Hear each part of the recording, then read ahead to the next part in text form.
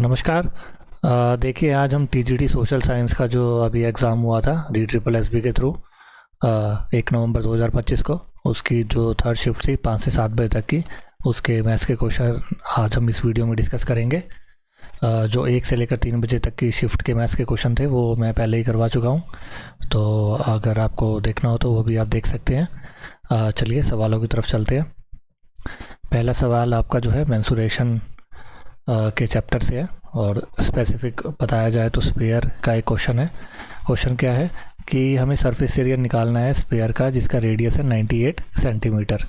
देखो फॉर्मूला क्या होता है सरफेस एरिया का। सरफेस एरिया ऑफ स्फीयर का फॉर्मूला होता है 4πr², है ना। तो हमें 4 गुणा में पाई की वैल्यू 22/7 r 98 इंटू में 98, इसको सॉल्व करना है।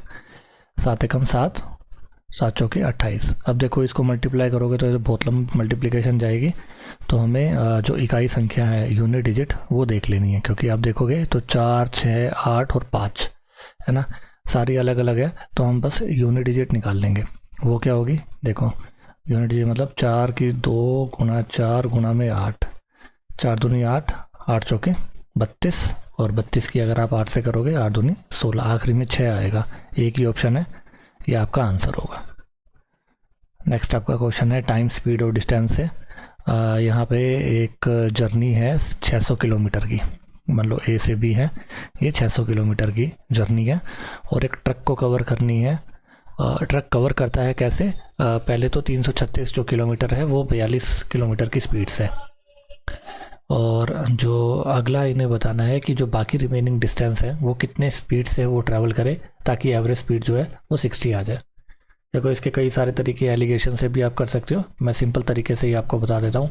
टोटल डिस्टेंस कितना है 600 डिवाइड बाय टोटल स्पीड हो जाएगी 60। टाइम क्या होता है आपका, डिस्टेंस अपॉन में स्पीड, तो ये तो आ गया आपके पास टोटल टाइम, है ना। टाइम होता क्या है, डिस्टेंस अपॉन में स्पीड, मतलब कि डिस्टेंस पहला कितना है 336 डिवाइड बाय 42, उसके बाद रिमेनिंग डिस्टेंस कितना बच जाएगा, 10 में से 6 गए 4, 9 में से 3 गए 6, और ये 264 बटे में स्पीड हमें इसकी निकालनी है, और एवरेज स्पीड जो है हमारे पास थी 60, और टाइम कितना आ जाएगा हमारे पास 10।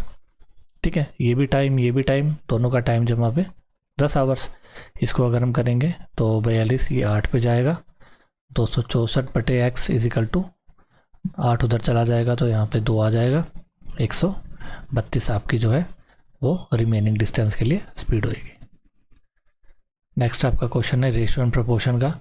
यहाँ पे हमें वैल्यू दे दिया है 84/y is equal to y/21। y की वैल्यू निकालनी है, बस क्रॉस मल्टीप्लाई कर दो तो y² की वैल्यू क्या आ जाएगी 21 इंटू में 84। इसको कैसे सोल्व करोगे, 21 इंटू में 21 गुना 4, ये y² है तो अंडर रूट कर दो इसका।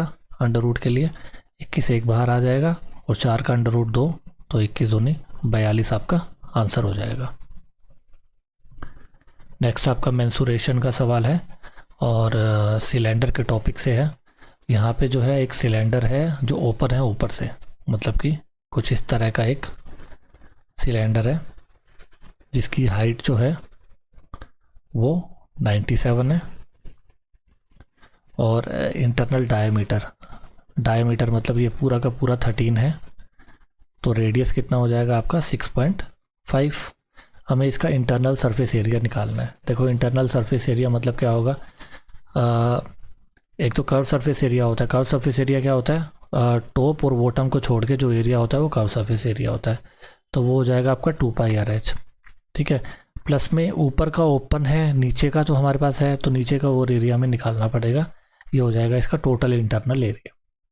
इसका अब अगर हम देखें तो पाई और आर कॉमन आ रहा है, और यहाँ पे हो जाएगा 2h प्लस में आर।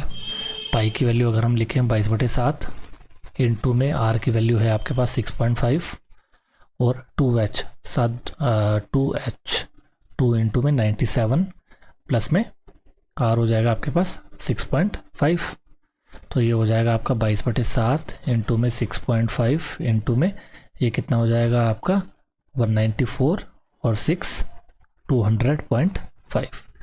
इसको हमें सॉल्व करना है। देखो जहाँ तक कट रहा है वहाँ काट लो, ये 13 पे गया, ये 2 पे गया, ये 11 पे गया, ये भी 2 पे गया और ये 401 पे गया। 401 गुणा में 13 गुणा में 11 बाय 14 ये आ रहा है आपका, है ना। अब देखो इसको सोल्व कैसे करना है। इतनी बड़ी मल्टीप्लिकेशन वगैरह कुछ मत करना। देखो 401 और 11 इसकी तो बहुत इजी हो जाएगी मल्टीप्लाई। 4 1 4411 गुणा में 13 बटे में 14। अब हमें करना क्या है, देखो 13 है ना, इसको हम क्या लिख सकते हैं, 14 माइनस 1 बटे में 14। इसकी करेंगे तो 4411 गुणा में 14 माइनस का 4411 लिख सकते हैं हम, है ना। ये गया, वैल्यू क्या बच गई आपके पास, 4411 माइनस का 4411 बाय 14। ये इस तरह इसलिए सॉल्व कर रहे हैं क्योंकि ऑप्शन आप देखेंगे ना बहुत ज़्यादा क्लोज है, तो अप्रोक्सीमेशन हमें लेके नहीं चलना होगा, हमें एग्जैक्ट वैल्यू निकालनी पड़ेगी। इसको सॉल्व करने का तरीका सबसे सिंपल यही है, ठीक है। अब इसको हम लिख देंगे 4411 माइनस में ये कितने पे जाएगा, एक ही कैलकुलेशन करनी है आपको बस, ये वाली 14 थी ये 42, ये 21, 14 एकम 14 और ये हो जाएगा आपका 7 और 14 पंजे 70, मतलब कि 315 के आसपास जो है इसमें से घटेगा। ये हो जाएगा 11 में से 5 गए 6, यहाँ 10 में से 1 गया 9, ये हो जाएगा आपके पास 0। 4096 के आसपास जो सा भी नंबर है यही नंबर है बिल्कुल, ये आपका आंसर होगा। तो आपको बस एक ही कैलकुलेशन करनी है ये वाली, और इसके ही बेसिस पे जो है आप बिल्कुल जो आपका आंसर होगा उसके क्लोज पहुंच सकते हैं। तो ये क्वेश्चन बार बार रिपीट हो रहा है, तो इसी तरीके से आप करना, कैलकुलेशन भी काफ़ी कम होएगी और आंसर भी आपका एग्जैक्ट आएगा।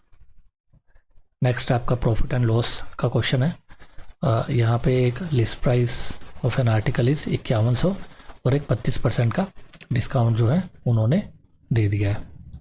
हमें बताना है कि कितना और डिस्काउंट दिया जाए ताकि डिस्काउंटेड प्राइस जो है लगाने के बाद सेलिंग प्राइस ये आए, मतलब कि ये इसका मार्क प्राइस है, ये इसका सेलिंग प्राइस है। एक डिस्काउंट तो ये दे दिया, दूसरा डिस्काउंट हमें निकालना है। इसके देखो दो सिंपल मेथड है। एक तो है कि 5100 गुणा में देखो 32% डिस्काउंट दिया है तो बेचा कितने पे है, 68% पे, और अगला डिस्काउंट हमें निकालना है वो, और सेलिंग प्राइस आ जाएगा 1734। चाहे तो आप इस तरह से निकाल सकते हैं, है ना।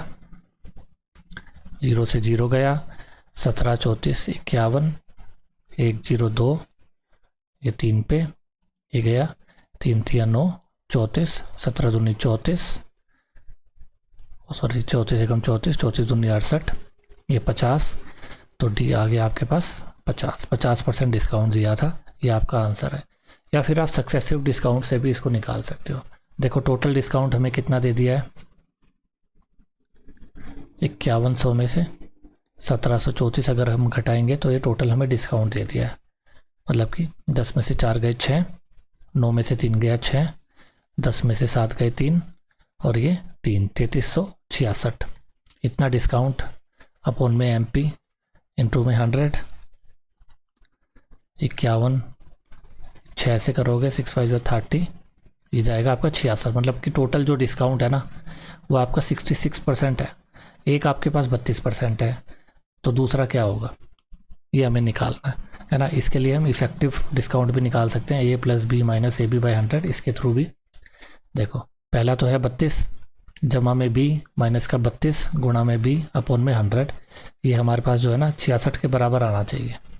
अब देखो ऑप्शन से हम देख लेंगे, क्योंकि यहाँ पे 100 है तो यहाँ पे कुछ ऐसी वैल्यू होनी चाहिए जो 100 को काट दे, क्योंकि 32 तो पूरा काट नहीं पाएगी, एक ही वैल्यू बढ़ती है 50। देखो कैसे, 32 + 50 माइनस का 32 गुणा में 50 बाय 100। अब इसको हम कर देंगे 32 में से 16 गए 16, 50 और 16 66%। तो किसी भी तरीके से आप कर सकते हैं, कैलकुलेशन इससे भी इजी है और इससे भी इजी है, तो दोनों मेथड आपको मैंने बता दिए।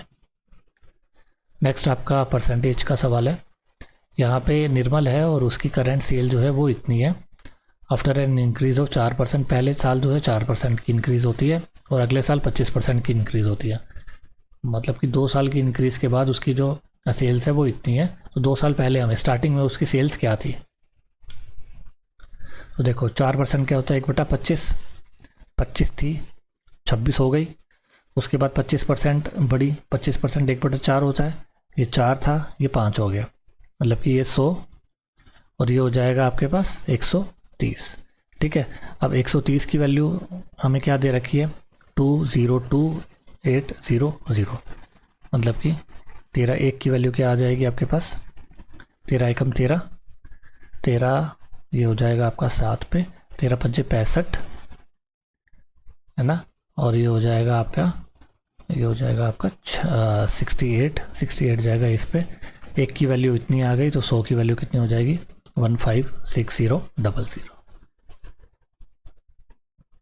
नेक्स्ट आपका क्वेश्चन है सिंप्लीफिकेशन का, इसको बस सिंप्लीफाई करना है हमें। देखो 4 का क्यूब कितना होता है 64, माइनस का 49, जमा में इसको हम सोल्व करेंगे तो 4 का स्क्वायर 16, माइनस का 4 प्लस में 9, अब बस प्लस माइनस करना है हमें, तो सारे प्लस वाले एक साथ कर लो, 64 और 16 ये हो जाएगा 80 और 89, माइनस में 53, 9 में से 3 गए 6 और 8 में से 5 गए 3, ये आपका आंसर है। नेक्स्ट आपका एवरेज का सवाल है, यहाँ पे पहले 13 मल्टीपल जो है 3 के उसकी एवरेज बतानी है ना, मतलब कि पहला नंबर तो 3, फिर 6, फिर 9, ऐसे 13 मल्टीपल होने चाहिए, तो 13 गुणा में 3।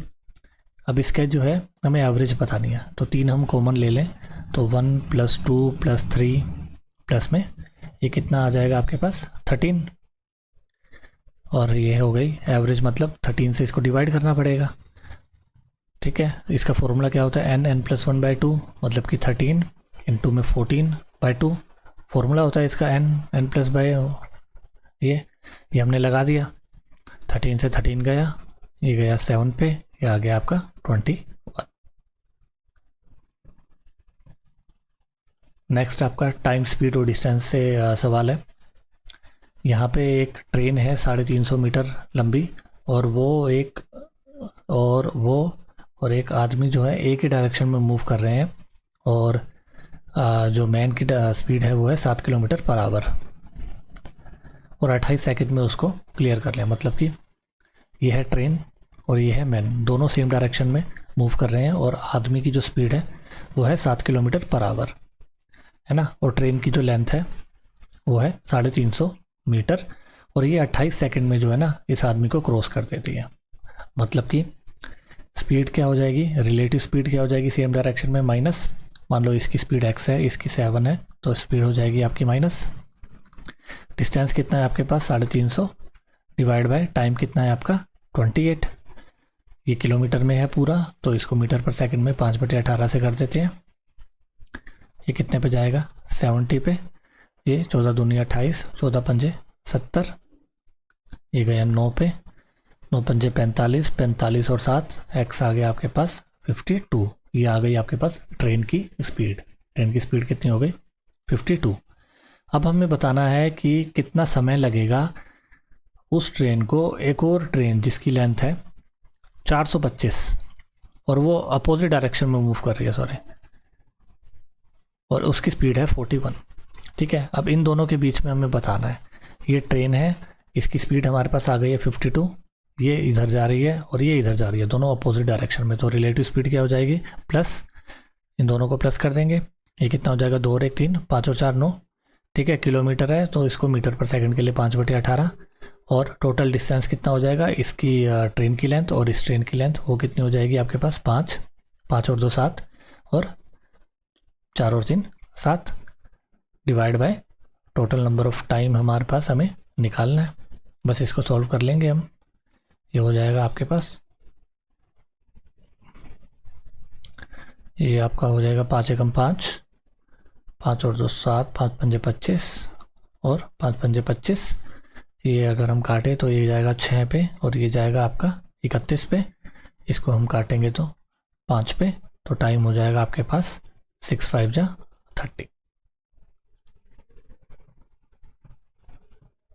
नेक्स्ट रेशो एंड प्रोपोर्शन का सवाल है।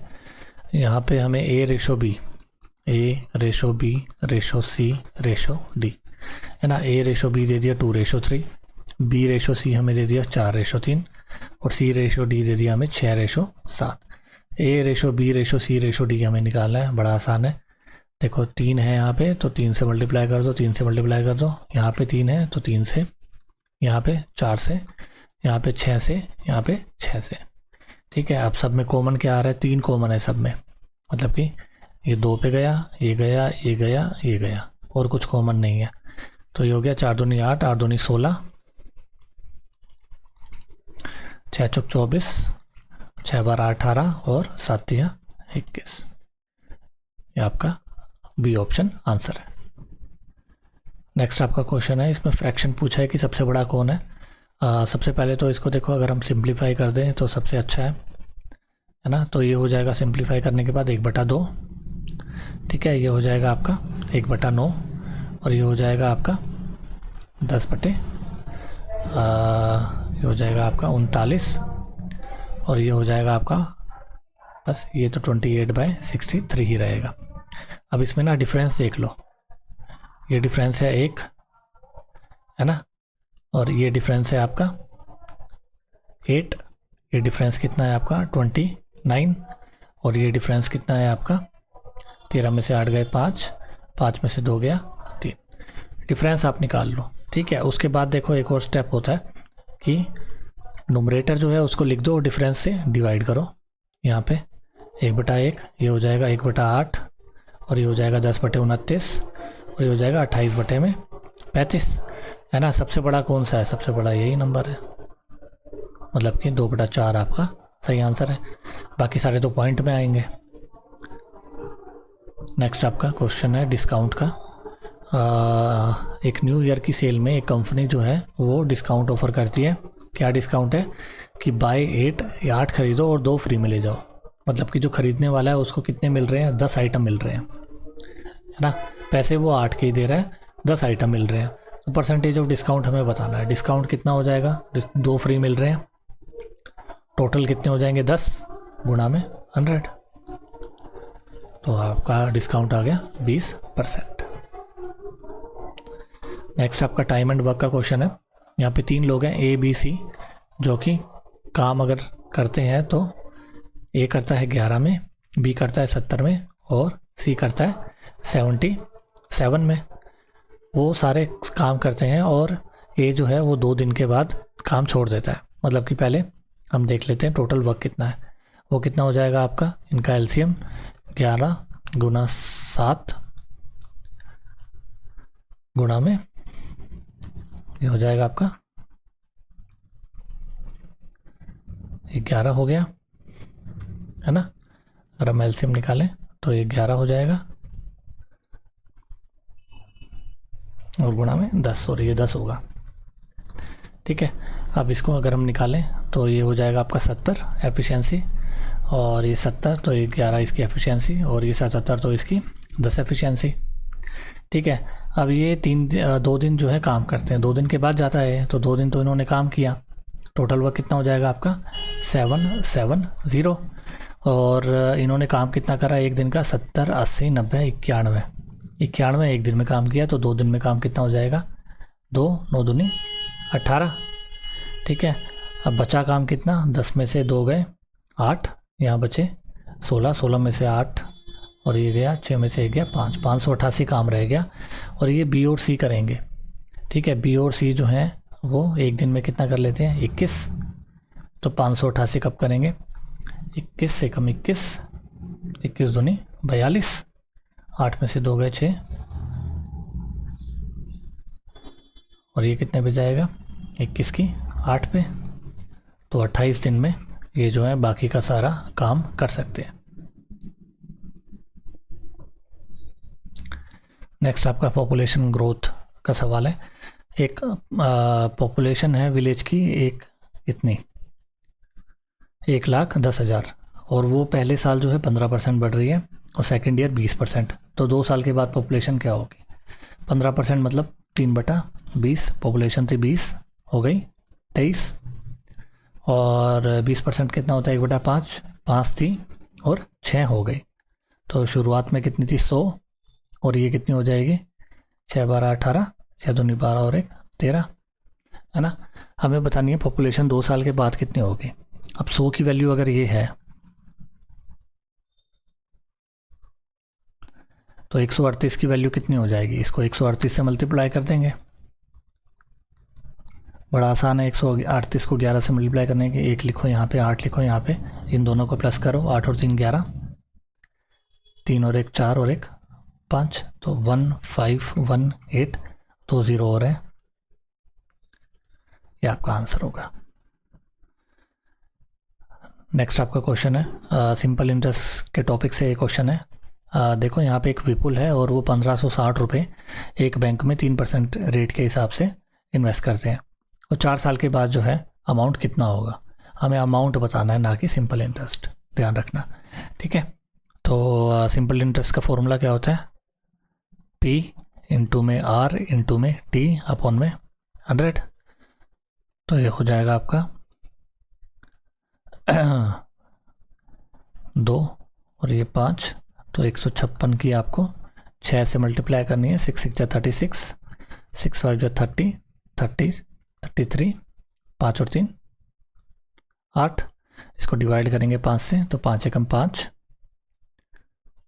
6 5 30,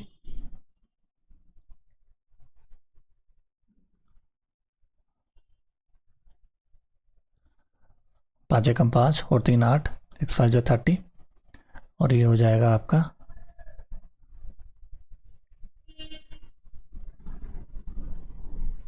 7.2, है ना। बस इसको इसके अंदर हम प्लस कर देंगे तो आपका आंसर आ जाएगा, ये हो जाएगा आपका 7, और ये हो जाएगा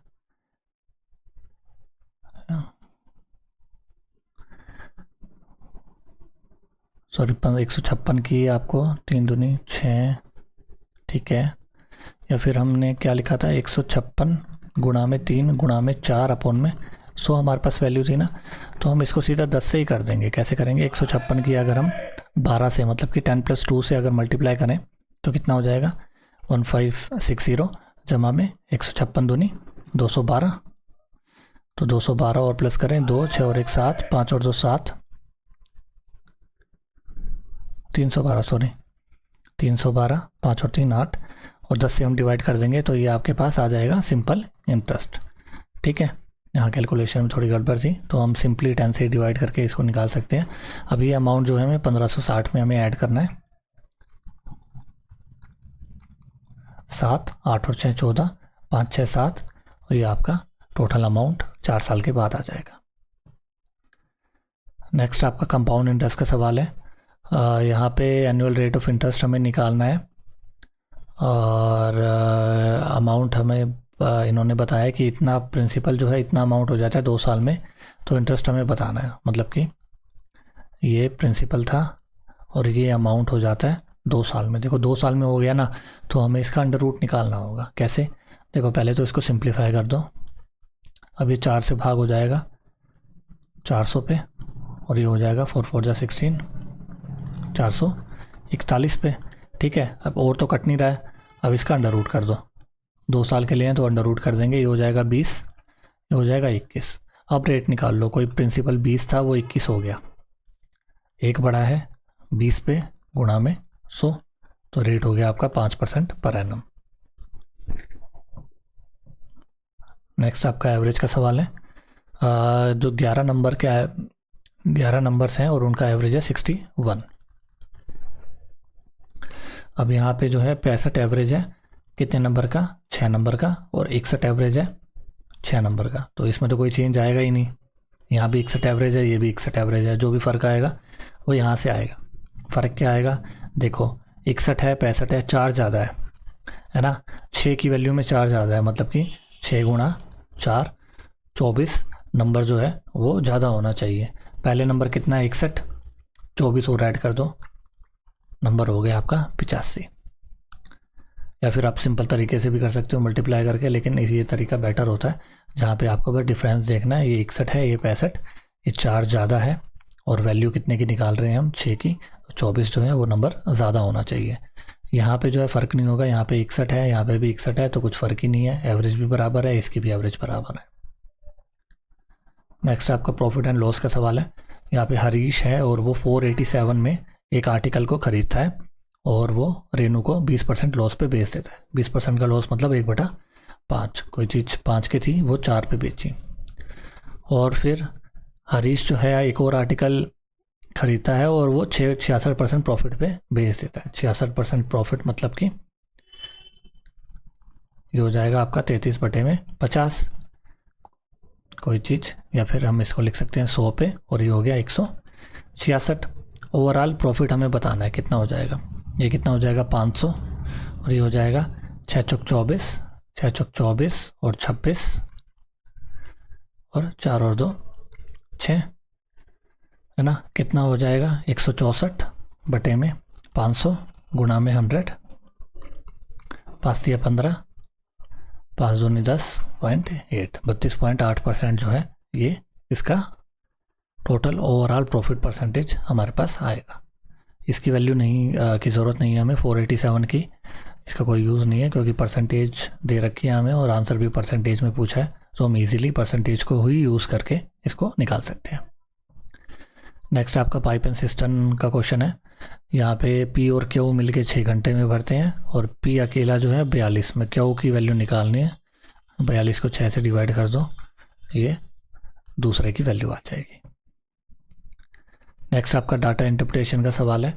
यहाँ पे हमें एक पाई चार्ट दे दिया है, एक कंपनी है और उसके जो अलग अलग एक्सपेंडिचर्स हैं, अलग अलग हेड्स के एक्सपेंडिचर हैं वो इन्होंने दे दिए हैं, और हमसे पूछा है कि जो एडवर्टाइजिंग है उस पर अगर इतना पैसा खर्च हुआ है तो हमें एक्सपेंडिचर, डिफरेंस ऑफ एक्सपेंडिचर बताना है ट्रांसपोर्ट और टैक्सेस पे। देखो एडवर्टाइजिंग मतलब विज्ञापन, मतलब कि 15% जो है वो है 3,60,000 के बराबर। तो हमें पूछा है, डिफरेंस पूछा है ट्रांसपोर्ट, परिवहन और टैक्सेस पे, मतलब कि एक 12 है एक 10 है, इन दोनों के बीच का डिफरेंस कितना हो जाएगा 2%।